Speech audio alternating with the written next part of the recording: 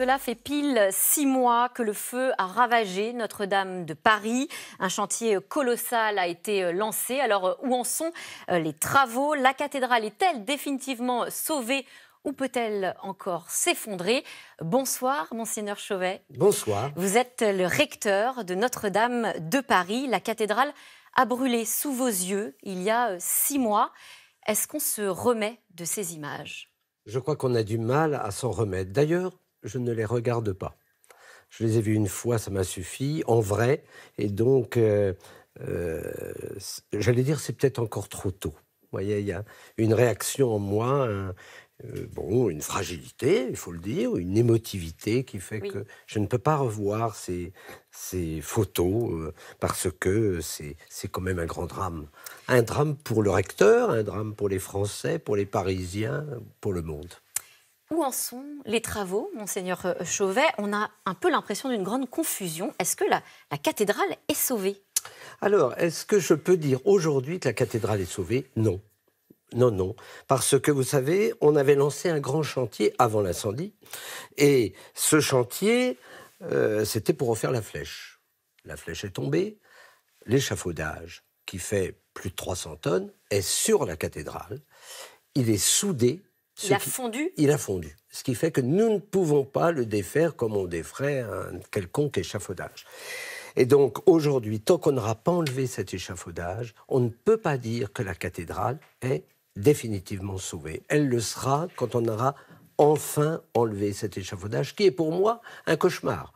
Parce que dès qu'il y a, par exemple, une tempête, eh bien, l'échafaudage peut tomber. S'il tombe, il casse la structure qui est fragile de la cathédrale, c'est-à-dire les 3 voûtes qui n'ont pas été atteintes, et donc peut-être que nous verrons disparaître sous nos yeux cette cathédrale. Donc je prie tous les saints du ciel, la Vierge Marie en tête, pour que, il n'y ait pas de tempête, et 2, qu'on puisse vraiment enlever cet échafaudage. Mais pour l'enlever, il faut construire un autre échafaudage au-dessus, pour que, s'il tombait, il puisse être retenu. C'est que pour l'instant, on est encore dans un chantier finalement de consolidation avant même de lancer les chantiers de restauration. Juste une question quand même, est-ce qu'il avance du coup comme prévu, ou en tout cas assez vite? Parce que je vous cite, il ne faut pas aller trop vite pour ne pas faire de faux pas, ce que vous venez d'expliquer. Et vous dites en même temps, il ne faut pas trop tarder, on ne peut pas attendre la Saint-Glinglin.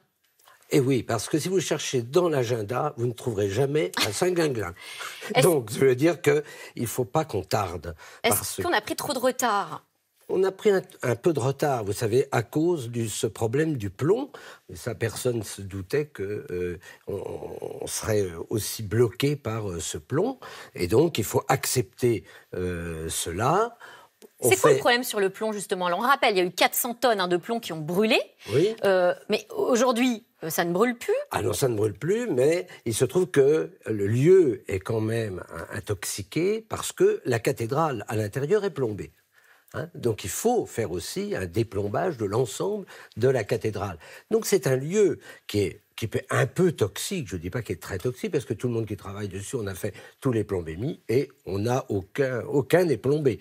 Mais il n'empêche qu'il faut respecter les règles qu'on nous a imposées. D'accord, alors ça veut dire, vous parlez de règles, on rappelle, il y a 40 entreprises mobilisées aujourd'hui, 80 compagnons, des artisans, des architectes, des techniciens, c'est énormément de monde. Alors, vous avez l'air de dire qu'il n'y a pas de risque de contamination.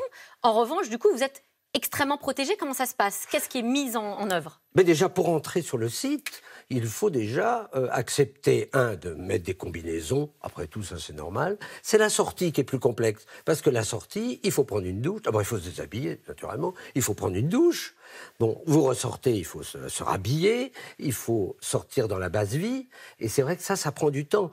Quand on est obligé de sortir 3 fois, 4 fois, 5 fois, vous voyez que ça fait 5 douches par jour, par exemple. Mais bon, moi, je pense que tout le monde le fait, et il n'y a pas de problème, puisque nous sommes tous obéissants. Moi, je suis là pour remonter le moral des troupes.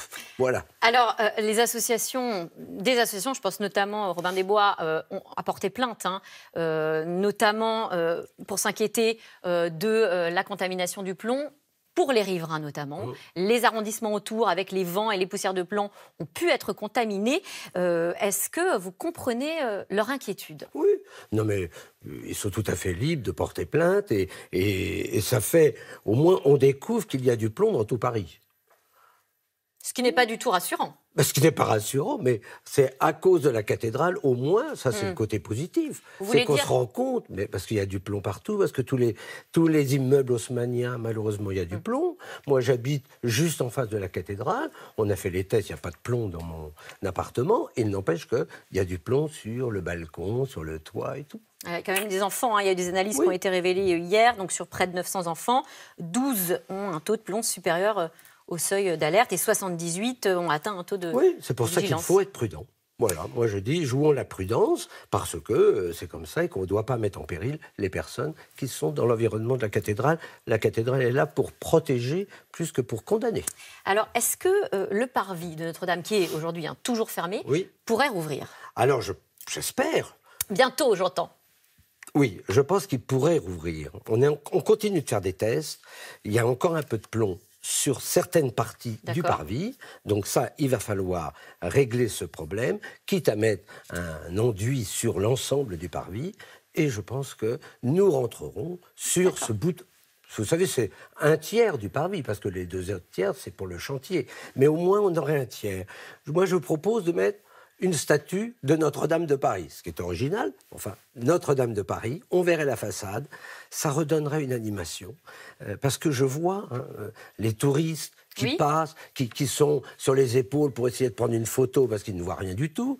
Je vois des pèlerins qui voudraient bien revoir la cathédrale. 20 millions de personnes chaque année. Alors je me dis, mais il faut en profiter. Notre quartier est mort. Moi, je pense à mes commerçants. Parce que vous savez, aujourd'hui, on me dit souvent, mais qu'est-ce que vous faites? Il n'y a plus rien à faire, plus que la cathédrale. Mais je m'occupe, moi, des gens du quartier. Je m'occupe des ouvriers. Je m'occupe des compagnons. Mais je me dis, il faut absolument qu'on arrive à redonner vie à mon quartier. Moi, j'aime cette île de la Cité. Et donc, je m'engage à essayer de redonner vie. Madame Hidalgo est tout à fait d'accord avec moi. Tout le monde est d'accord. Mais voilà, c'est toujours pareil. Hein. Ça prend beaucoup de temps. Oui, parce que ce sont 5, 6 administrations qu'il faut mettre en route. Trop de procédures. Et c'est très compliqué. Alors, on ne sait pas encore comment la cathédrale sera restaurée. Il y a un concours d'architectes qui est lancé, je crois. J'ai lu que vous receviez beaucoup de propositions. Est-ce que certaines attirent plus votre regard que d'autres? J'ai beaucoup de propositions. Pas tant d'ailleurs sur la flèche que sur les toits. Se dire, tiens, pourquoi vous ne mettez pas un toit en verre? Pourquoi on ne mettrait pas un toit avec des jardins, ce qui permettrait de nous promener? Pourquoi on ne mettrait pas une piscine au-dessus? Ah, mais c'est sympathique. Moi, j'aime pas beaucoup la piscine, donc c'est pas ça. Mais... Donc, ce sont des propositions un peu farfelues. Voilà. Moi, je tiens à dire quand même, j'ai 2 choses à dire. D'abord, le concours, ça sera la flèche, point barre, sur le bâtiment. Et ce sera l'entourage, l'environnement de la cathédrale. Ça sera sans doute le concours qui n'a pas encore commencé, qui n'a pas été présenté. Ça, c'est le premier point. Et deuxième point, vous savez, quand on travaille sur Notre-Dame de Paris, c'est-à-dire un monument qui a été bâti au XIIIe siècle, il ne faut pas mettre son ego. Il faut beaucoup d'humilité. Se dire, je m'inscris dans une belle histoire qui est l'histoire des bâtisseurs de cathédrales.